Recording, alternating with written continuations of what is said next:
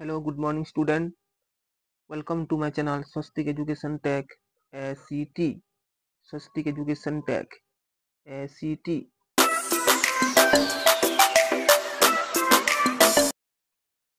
ତ ଆଜି ଆମେ ଦଶମ ଶ୍ରେଣୀ ଜ୍ୟାମିତି ବହିର ତୃତୀୟ ଅଧ୍ୟାୟ ବୃତ୍ତର ସ୍ପର୍ଶକ ପାଠ ବିଷୟରେ କିଛି ନୂଆ ଜିନିଷ ଆଲୋଚନା କରିବା। ପୂର୍ବ ଭିଡ଼ିଓରେ ଆମେ ବୃତ୍ତର ସ୍ପର୍ଶକ ସମ୍ବନ୍ଧୀୟ କିଛିଟା ମୌଳିକ ଧାରଣା ବିଷୟରେ ବେସିକ୍ କନସେପ୍ଟ ବିଷୟରେ ଜାଣିଥିଲେ ଏବଂ ପାଦ୍ୟ ପାଥ୍ୟରମ୍ 12 ଏବଂ 13କୁ କମ୍ପ୍ଲିଟଲି ବୁଝି ସାରିଥିଲେ। ତ ଆମେ ଆଜି ଆମର ଏକାନ୍ତର ଚାପ ସମ୍ବନ୍ଧୀୟ କିଛି ଧାରଣା ବିଷୟରେ ବୁଝିବା, ତାକୁ ଭଲ ଭାବରେ ନୋଟ୍ କରିବା ଏବଂ ଉପାଦ୍ୟ କିଛି ଆଲୋଚନା କରିବା। ତ ଆସ ଆମର ଏକାନ୍ତର ଚାପ ସମ୍ବନ୍ଧୀୟ କିଛି ତଥ୍ୟ ବିଷୟରେ ଆମେ ଧାରଣା ପାଇବା। ଠିକ୍ ଅଛି ପିଲାମାନେ, ଦେଖୁଥିବ ତମେ ନିଶ୍ଚିତ ଭାବରେ ଏଠି ଚିତ୍ର ଦିଆଯାଇଛି 3.8ରେ। ଏଇଠି କ'ଣ ଦିଆଯାଇଛି ଦେଖ, ପି କି ହେଉଛି ଗୋଟେ ସ୍ପର୍ଶକ ରେଖା, ତମେ ଆଗରୁ ଜାଣିସାରିଛ, ଏବଂ ଟି ହେଉଛି ତାର ସ୍ପର୍ଶ ବିନ୍ଦୁ।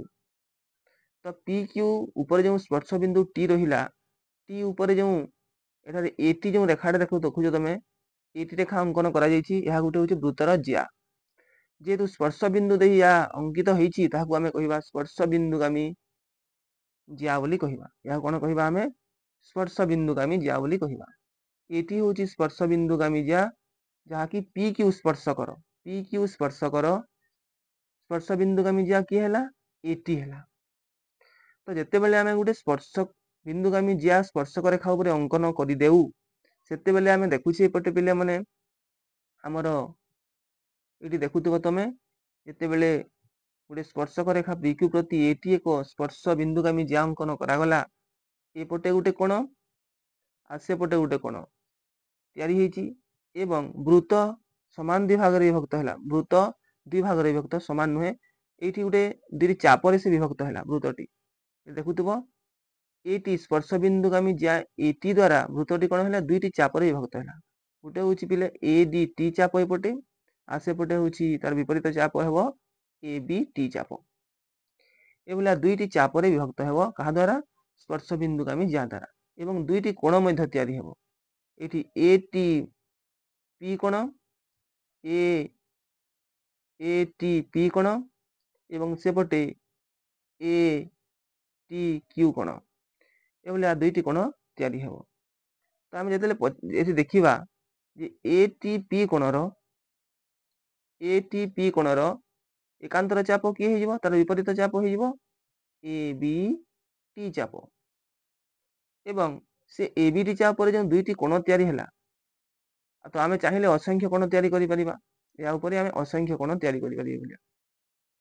ତ ଧରିକି ଆମେ ଦୁଇଟି କୋଣ ନେଇଛି, ଏଠି ଦିଆଯାଇଛି ଆମକୁ ଦୁଇଟି କୋଣ ଏ ଟି ପି। এই কোণର ଏକାନ୍ତର ଚାପ କିଏ ହେଲା? ଏ ବି ଟି ଚାପ। ଏବଂ ସେ ଏକାନ୍ତର ଚାପରେ ଯେଉଁ ଦୁଇଟି କୋଣ ତିଆରି ହେଉଛି, ଏଇ ଦୁଇଟି କୋଣ ବା ଆମର ଅସଂଖ୍ୟ କୋଣ ଯେଉଁ ପାଇବା, ସେମାନେ ହେଲେ ଏକାନ୍ତର ଚାପାନ୍ତଲିଖିତ କୋଣ। ଏହାକୁ କହିବା ଆମେ କ'ଣ? ଏକାନ୍ତର ଚାପାନ୍ତଲିଖିତ କୋଣ। କେଉଁ କୋଣର?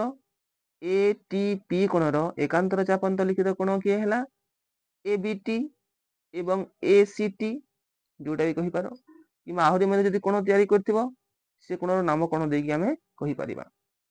ଠିକ୍ ଅଛି ପିଲାମାନେ, ତ ଏପଟରେ ଯେଉଁ କୋଣ ତିଆରି ହେଉଛି, ତାର ଏକାନ୍ତର ଚାପାନ୍ତଲିଖିତ କୋଣ ହେଉଛି ଏପଟଟା। ତାର ଏକାନ୍ତର ଚାପ ଉପରେ ସେଟା ଅବସ୍ଥିତ ରହିବ।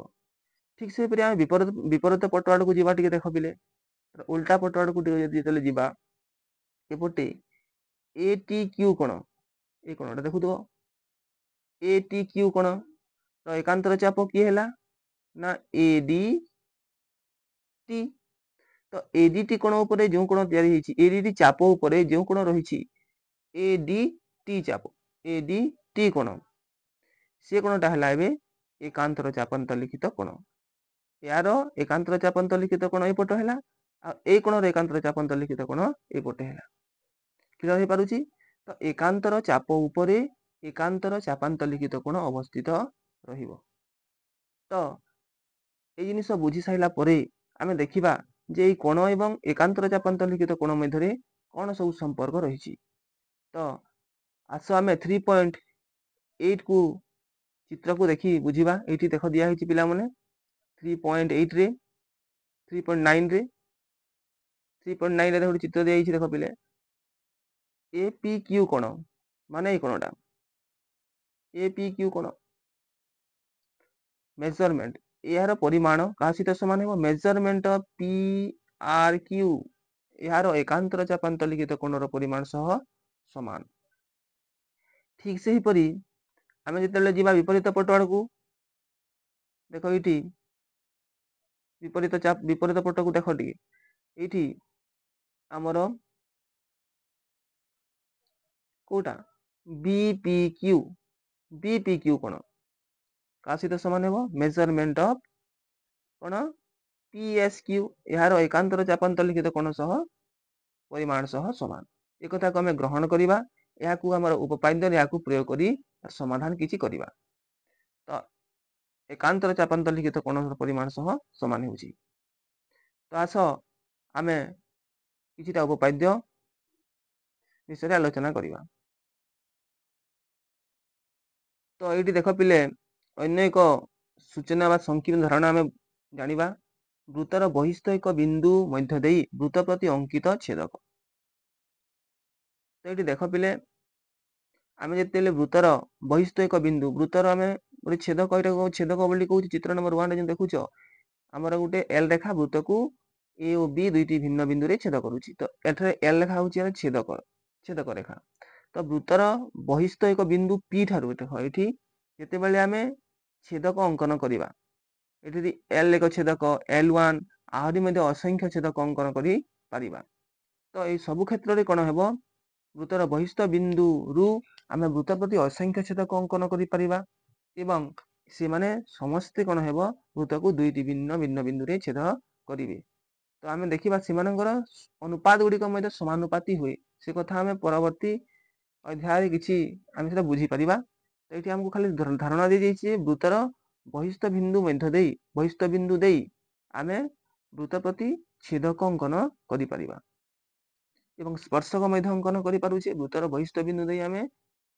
स्पर्शक अंकन करि पारुछि ठीक से छेदक मध्य अंकन करि परिबा तो आस एई वृत्तर स्पर्शक एवं छेदक संबंधी किछिटा उपाद्य एवं एकांतर चाप संबंधी तथ्य को व्यवहार करी किछि उपपाद्य एठारे आलोचना करिबा जोटा कि उपाद्य होछि तमरो 14 नंबर उपपाद्य 14 उपाद्य 14 रे देखो पिले कोन कहै छि एक वृत्तर बहिस्थ कोनोसी एक बिंदु P देई वृत्त प्रति स्पर्शखंड PT एवं एक छेदक PAB अंकित हेले हमकु प्रमाण करिवार अछि PA * PB = PT²।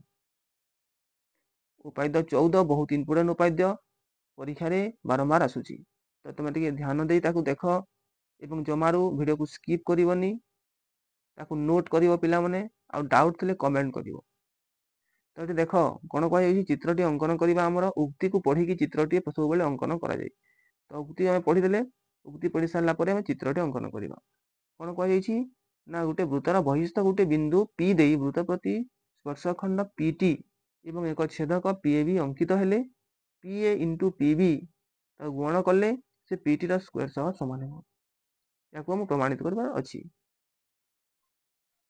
तो एठी देखो आमे चित्रटे पुरी देखिबा प्रथमे गुटे वृत्त TAB वृत्त कुहा जाऊ TAB वृत्त अंकन करा गला एठी एठारे देखो वृत्तर बहिस्थ एक बिंदु की हैला P बिंदु देई गुटे स्पर्शक खंड अंकन करा गला PT स्पर्शक एवं आ गुटे छेदक अंकन करा गला जोटा कि PAB छेदक जोटा वृत्त को A एवं B बिंदु रे छेद करूछि ताले एठारे कोन हम कोन प्रमाणित करिबा ना PA ର दैर्घ्य एवं PB ର दैर्घ्य PA * PB PA ର दैर्घ्य एवं PB ର दैर्घ्य को जेतेबेले गुण कर देबा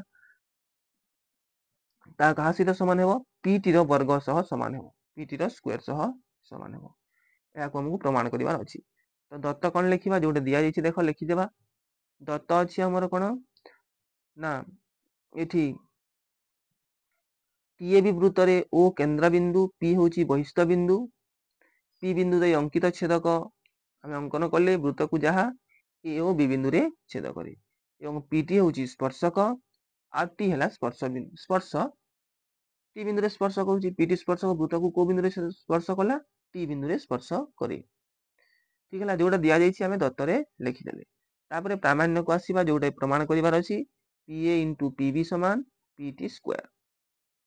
ठीक अछि अंकन को आसीबा पिला याकू प्रमाण करिया पय हम किछि अंकन करिया पय पड़िबो जोटा कि एठी देखा हेउथिबो चित्र रे हमर PA और TB अंकन करा जाऊ TA एवं TB अंकन करा जाऊ एभली अंकन कले डॉट डॉट चिन्ह देखुथो तमे पिला माने अंकन करा जाईछि जेते बेले हम TA और TB अंकन कले एबे प्रमाण को आसीबा TA और TB जेते अंकन करूछो देखो पिला माने एठी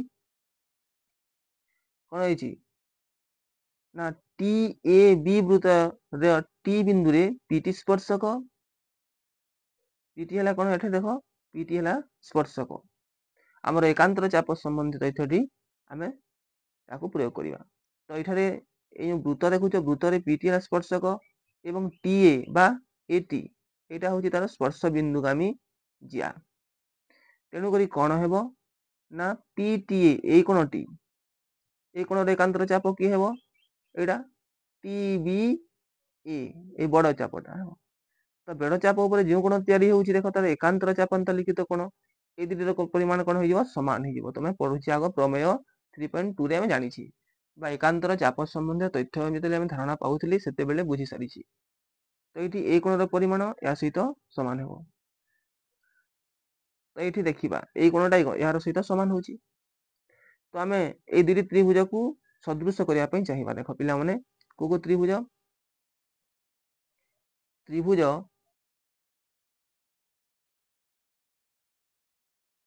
त्रिभुज PTA त्रिभुज PTA PTA त्रिभुज एवं PBT त्रिभुज ए सान त्रिभुज एवं टोटाली बड़ त्रिभुज ए दुटी त्रिभुज को आमे सदृश करिया पय चाहिबा तो देखो ए सान त्रिभुज रे कोन ए कोणटा PTA कोण एवं ए बड़ त्रिभुज रा P बा TBP कोण ए TBP कोण समान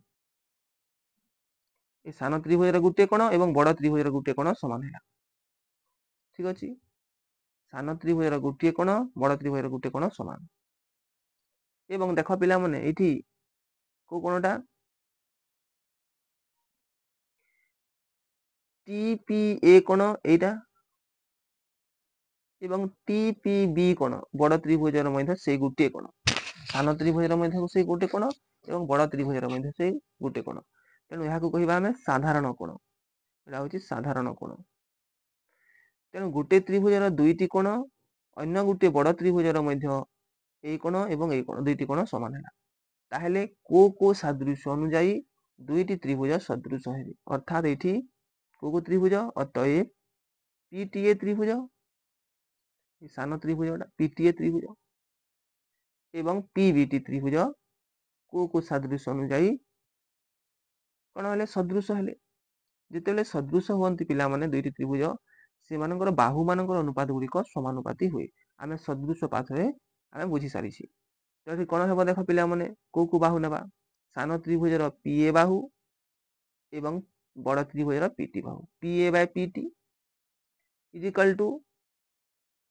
सान त्रिभुज रो PT बाहु PT बाय PB कारण PT होची उभय त्रिभुज रो बाहु तो PA by PT is equal to PT by PB is equal to AT by BT AT by BT तेरे AT बाय BT को न नहीं हमें कोन प्रथम दुईटी को नहीं गेले कोन होई जिवो देखो PA by PT is equal to PT by PB याकू यदि क्रॉस मल्टीप्लिकेशन कर दबा पिला माने कोन हेबो PA * PB is equal to PT रो स्क्वायर जोटा कि हमको प्रमाणित करिवार थिला प्रमाणित हैला तो ए भली हमें दुईटी त्रिभुज को सदृश करिवा एटी को सदृश हेले बाहु मानकर अनुपात अनुरूप बाहु मानकर अनुपात गुड़िक समानुपाती हुए समानुपाती को नहीं कि आमे कोन कले एठी वज्र गुण करी आमे जोटा निर्णय करिवार थिला प्रमाण करिवार थिला ताकू प्रमाण कले PA * PB is equal to PT रो स्क्वायर ठीक अछि पिला माने एटा होची एकांतर चाप संबंधी उपाद्य हमर 14 जोटा कि इम्पोर्टेंट उपाद्य ताकू अभ्यास करिवो पिला माने टिके नोट करिवो दि तीन थर अभ्यास कला परे ऑटोमेटिक आसी जीवो आ भूली परिबोनी तो आमे परवर्ती वीडियो रे आहुरी किछि ଅନୁଶୀଳନୀର ଅନୁଶୀଳନୀର ପ୍ରଶ୍ନ ଗୁଡ଼ିକୁ ବୁଝିବା। ଯୋଉଟାକି ଡାଉଟ୍ ଥିବ ପିଲାମାନେ କମେଣ୍ଟ କରିବ। କମେଣ୍ଟ ନ କଲେ ମୁଁ ଭିଡ଼ିଓ ତମର ଆବଶ୍ୟକ ମୁତାବକ ତିଆରି କରିପାରିବି ନାହିଁ। ତେଣୁକରି କମେଣ୍ଟ କରିବା ଜରୁରୀ ଏବଂ ଯଦି ଭିଡ଼ିଓ ଗୁଡ଼ାକ ପସନ୍ଦ ଲାଗୁଥିବ ତାହେଲେ ଲାଇକ୍ କରିବ, ସେୟାର କରିବ ଏବଂ ଚ୍ୟାନେଲକୁ ସବସ୍କ୍ରାଇବ କରିବ। Thank you.